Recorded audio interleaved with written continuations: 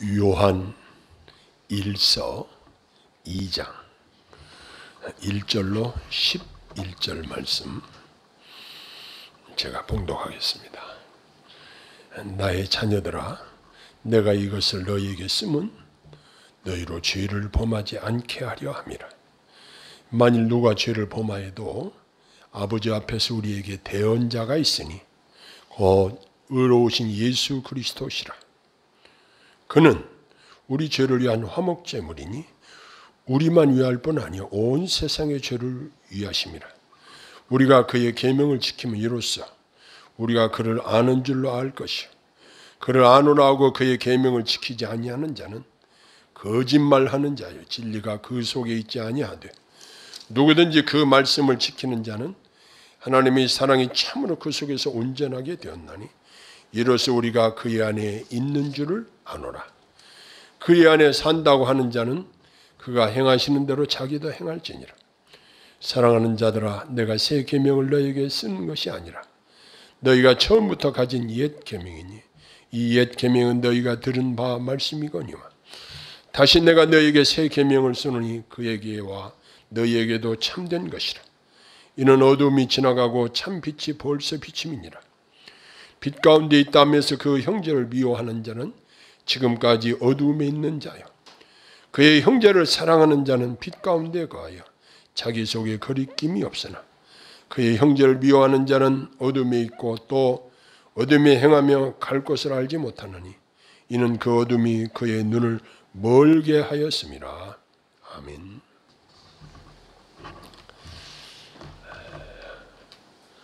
여러분한테 보여드릴 게 있습니다. 이 금장시계가 얼마짜리일까요?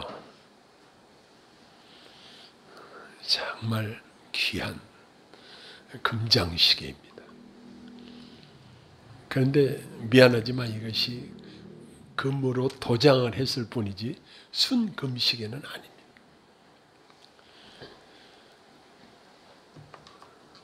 그러나 이것을 겉으로 보기는 금시계처럼 보입니다. 저도 이런 금장시계를 참 좋아합니다. 근데 지금 휴대폰에 시간이 다 나오기 때문에 시계를 찰 필요가 없습니다. 그러나 겉으로 보기에는 이 순금 시계인지 도장한 시계인지 겉으로 보기에는 알 수가 없습니다. 복음서에 보면은 예수님께서 나더러 주여 주여 하는 자들, 주의 이름으로 병도 고치고 권능도 행하였다고 자랑하는 자들에게 이 불법을 행하는 자들아 나는 너를 모른다 이렇게 말씀하셨습니다. 그러니까 자기도 속아버린 거예요. 다른 사람이 보기에도 이야 저 사람 대단하다. 그러나 명품도 진품과 모조품이 있듯이 기독교 신자도 진짜와 가짜가 있습니다. 종종 가짜가 진짜보다 더 진짜 행세를 하기도 합니다. 그런데 가짜들이 더욱 높은 자리, 중요한 자리를 점령하고 진짜 행세를 하는 경우들이 많습니다. 눈으로 보기에는 거룩한 것처럼 보여도 회칠한 무덤과 같은 사람들이 많이 판을 치고 있습니다. 요즘 우리 기독교인이라고 하는 사람들, 기독교인으로 자처하는 사람들이 범하는 죄로 말미암아 하나님의 영광이 얼마나 심각하게 가려지는 그러한 일들을 보면서 과연 저 사람이 진짜 믿음을 가진 사람일까? 그러한 생각을 해보기도 합니다. 요즘 뉴스 때마다 계속 나오는 그 열방센터, 거기서 한 터무니없는 영상들, 이야기들, 거기서 흘러나온 그 참 상식적으로 통하지 않는 이러한 이야기들,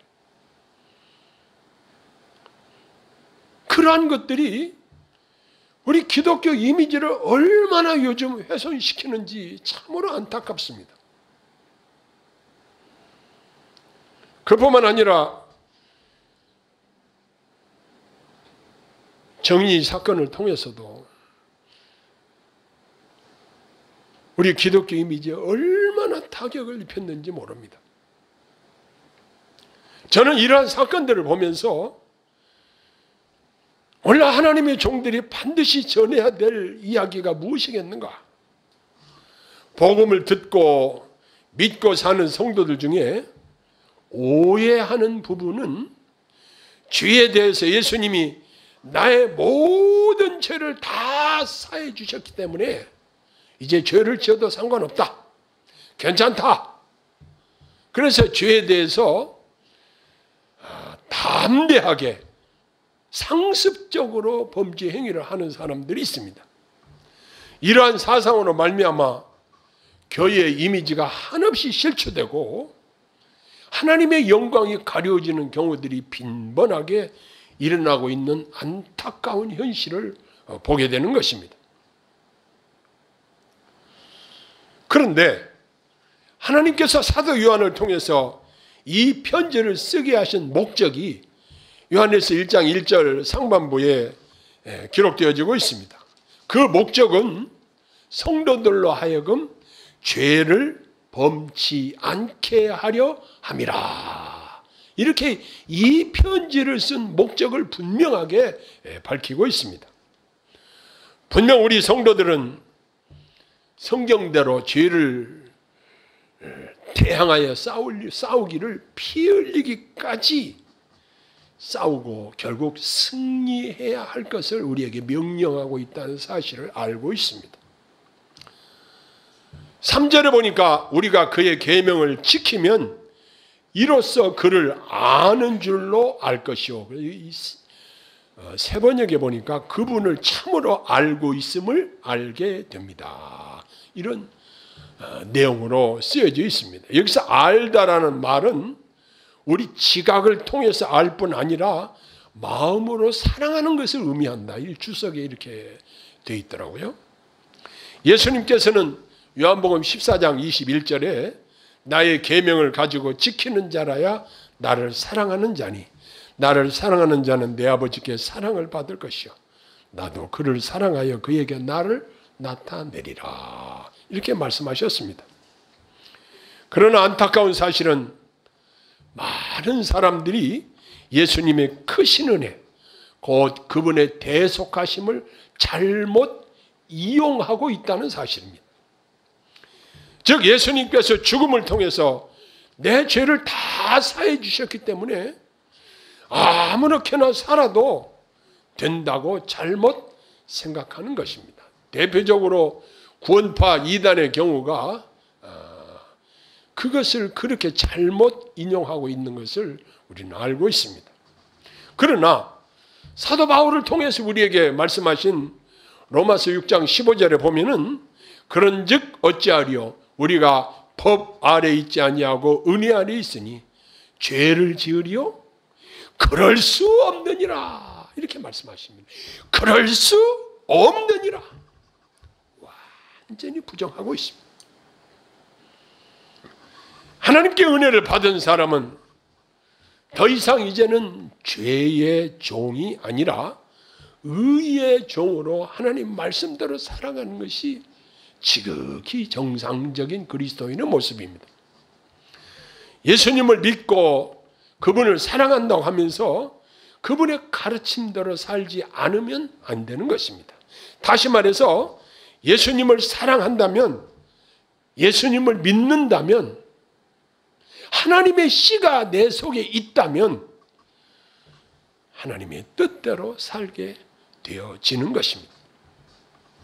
이제 예수님을 안다고 하면서 그 말씀대로 살지 않으면 사도 요한은 거짓말하는 자라. 또 다른 말로 말하면 서두에 말씀드린 것처럼 진짜가 아니고 가짜다. 진품이 아니고 모조품이다. 모양은 같지만 분명 거짓말하는 자라는 것입니다. 5절에 보니까 하나님의 사랑이 그 속에서 온전케 된 성도라면 바로 주 안에 있는 자, 그 안에 있는 자라는 것입니다. 그 말씀을 지키는 자라고 말하고 있습니다. 세상에 속한 사람은 세상에 세상적인 열매를 맺지만 하나님의 자녀들은 성령의 열매를 맺게 되어 있습니다. 예수님은 요한복음 15장 4절에 이렇게 말씀하십니다. 내 안에 거하라 나도 너희 안에 거하리라. 가지가 포도나무에 붙어있지 아니하면 절로 과실을 맺을 수 없음 같이 너희도 내 안에 있지 아니하면 그러하리라 라고 말씀하셨습니다. 즉 예수님 안에 사는 성도들은 그의 증거로 의의 열매를 맺으면서 살게 되어 있다는 사실입니다. 우리는 이처럼 예수님을 떠나서는 아무것도 할 수 없다고 고백하는 것입니다. 이제 자연스럽게 주님 안에 산다고 하는 것은 우리가 거룩하신 하나님 안으로 들어간다는 의미이기도 하고, 그렇기 때문에 예수님의 죽으심으로 육신적으로 죄짓기 좋아하는 우리의 옛사람은 죽고 이제 예수님이 살아나심으로 우리는 새 생명으로 거듭나게 되었고 새 성품을 가지게 되었다는 사실입니다. 갈라디아서 2장 20절 우리가 잘 아는 말씀이 뭐라고 말씀하시냐면 내가 그리스도와 함께 십자가에 못 박혔나니, 예수님이 십자가에 못 박혔는데 우리도 예수님과 연합해서 못 박힌 것으로 바울 사도는 말하고 있습니다. 내가 그리스도와 함께 십자가에 못 박혔나니 그런즉 이제 내가 산 것이 아니요 오직 내 안에 그리스도께서 사신 것이라. 우리 눈에 보이지 않지만 내 안에 내가 산 것이 아니라 그리스도께서 지금 살아계신다는 사실입니다.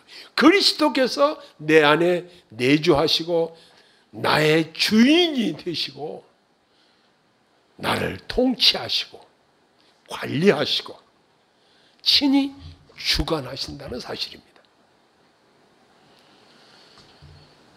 이제 내가 육체 가운데 사는 것은 나를 사랑하사 나를 위하여 자기 몸을 버리사 하나님의 아들을 믿는 믿음 안에서 사는 것이라 그랬습니다. 이제 우리가 믿음 안에서 산다는 것입니다. 이제 우리는 죽고 예수님께서 우리 안에 살아계심으로 그분과 동행하며 주님을 나의 주인으로 모시고 삽니다.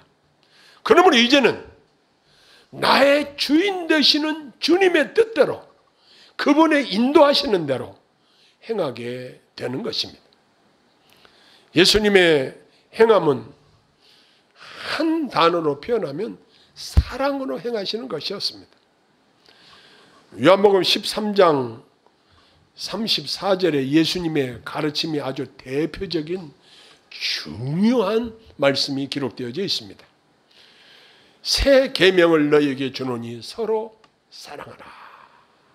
내가 너희를 사랑한 것 같이 너희도 서로 사랑하라. 예수님의 사랑의 행적은 복음서에 기록된 예수님의 그 많은 치유하심, 돌보심, 가르치심, 이러한 예수님의 모든 행동은 그 기초가 바로 사랑에 기초하고 있다는 사실입니다. 예수님께서 사랑으로 행하심 같이 그렇게 삶의 본을 보이신 것 같이 오늘 우리 예수님을 믿는 그리스도인들도 그분처럼 사랑으로 행해야 된다고 새 계명을 우리에게 분명하게 말씀해 주시고 있습니다. 예수님은 십자가에 죽으시기까지 우리를 사랑하셨습니다. 그러므로 우리들 역시 지체들을 사랑함이 마땅합니다. 이제 주 안에 거하는 성도들에게는 더 이상 내 자신이 사는 것이 아니라 나는 죽고 그리스도께서 사신 것입니다.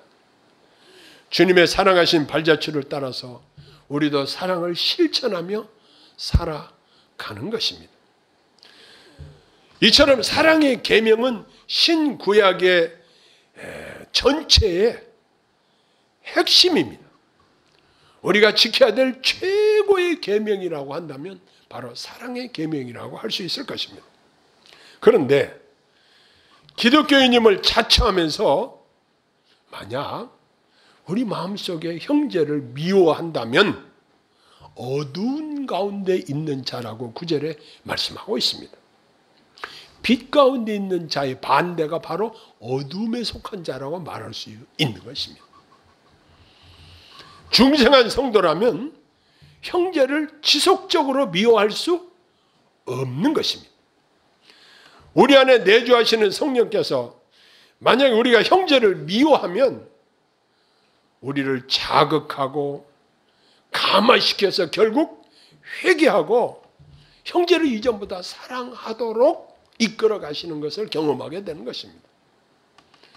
우리가 정말 주 안에 있는 주님께 소속된 진짜 성도인가 분별할 수 있는 증거 중에 하나가 사도 요한이 대표적으로 요한 서신에서 말하는 것이 형제를 사랑하는가? 형제를 사랑하는 증거가 있는가? 사랑의 열매가 있는가? 이걸 가지고 판단하는 시금석이 된다고 말씀하십니다. 그래서 사도 요한은 형제를 사랑하는 자는 빛 가운데 있는 자다. 자, 그럼 반대로 형제를 미워하는 자는 어둠에 속한 자다. 아주 명백하게 구분하고 있습니다. 우리가 그 미움이라는 것은 그것이 발전하게 되면 살인으로 가게 됩니다. 그래서 예수님은 우리 마음속으로 어떤 사람을 미워하게 되면 살인죄와 같다고 말씀하셨습니다.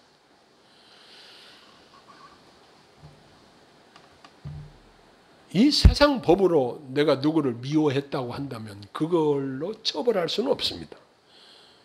내가 누구 미워했다고 살인죄로 경찰관이 잡아갑니까? 절대 그러지 않습니다. 그런데 우리 예수님께서 우리 마음 상태까지도 점검하십니다. 우리 마음으로도 미워하지 못하도록 하시고 마음으로도 죄를 짓지 못하도록 우리 하나님께서는 성령으로 우리 안에 역사하시는 것입니다. 이제 우리는 형제를 사랑하는 빛 가운데 사는 자로서 우리 모두는 예수님의 사랑에 항상 감사하며 우리 삶 속에서 형제의 사랑을 실천하는 이러한 삶의 열매가 나타나야 한다는 사실입니다. 우리가 이 죄악된 세상에 살면서 부득이하게 범죄하게 될 경우가 있습니다. 우리가 집에서도 늘 하는 이야기가 새가 머리 위를 지나갈 수는 있습니다. 그러나 머리에 새가 둥지를 틀고 집을 만들고 이렇게 그것은 허용할 수 없습니다. 새가 내 머리 위로 지나가는 것은 어떻게 할 수가 없어요. 그런데 그것이 내 안에 자리 잡도록 허용할 수는 없는 것처럼 우리는 이 죄악된 세상에 살면서 부득이하게 범죄하게 될 경우 사도 요한은 우리에게 피할 길을 제공해 주십니다. 우리에게 대언자가 계시다. 변호사가 계시다. 우리가 주님 앞에 자백하고 깨끗함을 받게 해주시는 중보자 되시는 대언자 예수님이 계시다는 사실을 분명하게 말씀하고 계십니다. 우리의 대언자 되신 우리 주님이 우리를 정결하게 도우십니다. 여러분, 제가 입은 이 와이셔츠가 2주 전에 새로 산 와이셔츠입니다. 정말 색깔이 전혀 때묻지 않고 정말 새것의 그 하얀 상태를 유지하고 있습니다. 그런데 이것을 몇 번 빨고 몇 번 계속 입게 되면 색깔이 원래 색깔이 안 됩니다. 그런데 깨끗한 옷을 입고 나갈 때는 뭐가 묻을까? 조심하라는 것처럼 우리 주님이 나의 죄를 깨끗이 씻어주시고 그리스도의 보배로운 피로 나를 정결케 하셨다는 이 사실을 믿는 성도들은 그 죄 때문에 예수님이 나 대신 십자가에 죽으셨다는 이 사실을 생각하면 죄를 멀리하고 죄를 대항해서 싸우고 성결한 삶을 힘쓸 수밖에 없다는 사실입니다.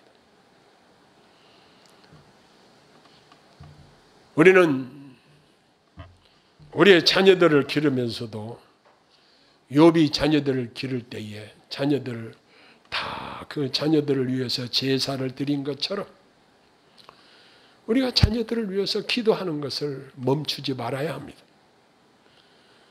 자녀들에게 많은 유산은 줄 수 없을지라도 중요한 것은 예수 그리스도를 마음 중심에 모시고 그분의 인도하심을 따라서 매 순간순간 성령님의 감동으로 그분의 인도하심을 따라서 산다고 한다면 마음에 안심이 됩니다. 저도 아들 셋이 여기저기 흩어져서 삽니다. 매일 전화 통화도 하고 연락도 하고 그럽니다마는 나의 가르침, 어떤 교훈, 내가 그 아들을 붙잡아 주는 것도 한계가 있습니다. 계속 아들을 뒤를 따라다니면서 감독할 수도 없는 일입니다. 감독을 하고 조언을 한다고 해서 고쳐지는 것도 아닙니다. 목사의 자식이라고 해서 반드시 성결한 삶을 산다고 보장하지도 못합니다. 어떤 사람은 이름을 성경에 있는 이름을 따서 이름을 짓는 경우들이 많이 있습니다. 우리 믿는 사람들의 경우. 어떤 사람은 바울이라고도 짓고 어떤 사람은 요한이라고도 짓고 어떤 사람은 다니엘이라고도 짓고 사무엘이라고도 짓고 이름을 그렇게 짓는데 그런 이름을 가진 사람들이 나가서 형편없이 살면은 그거 역시 하나님의 영광을 가리우는 요소가 됩니다. 중요한 것은 나의 자녀들 또 나 자신이 보혜사 성령님이 내 안에 계시는 것을 인식하고 그분이 인도하시는 대로 매 순간순간 성결한 삶을 힘쓰는 것이 자연스러운 빛에 속한 자 하나님의 자녀들의 속성이요 특징이라는 사실입니다. 아무리 많은 가짜들이 판을 치는 세상이라고 할지라도 하나님의 씨를 가진 하나님의 성령을 모신 성도들은 빛 가운데 살고 성결한 삶을 힘쓰고 성화에 관심을 가지고 내가 살아도 주를 위해서 살고 죽어도 주를 위해서 죽나니 사나 죽으나 주의 것이라고 말씀하신 그 말씀을 마음에 새기고 매 순간순간 죄와 싸워서 승리하시고 성결한 삶으로 하나님께 영광 돌리며 살기를 소원합니다. 기도하겠습니다. 사랑의 아버지 하나님, 저희가 너무 연약해서 쓰러질 때가 많이 있습니다. 그러하오나 그때마다 성령께서 붙잡아 주시고 권고하시고 회개하고 자백하게 하시며 깨끗하게 하시니 감사합니다. 이제 우리가 빛 가운데 거하는 하나님의 자녀들처럼 살게 하시고 하나님께 영광 돌리며 살게 하시고 범죄하지 않도록 성령께서 강권적으로 붙들어 주옵소서. 예수님 이름으로 간절히 기도합니다. 아멘.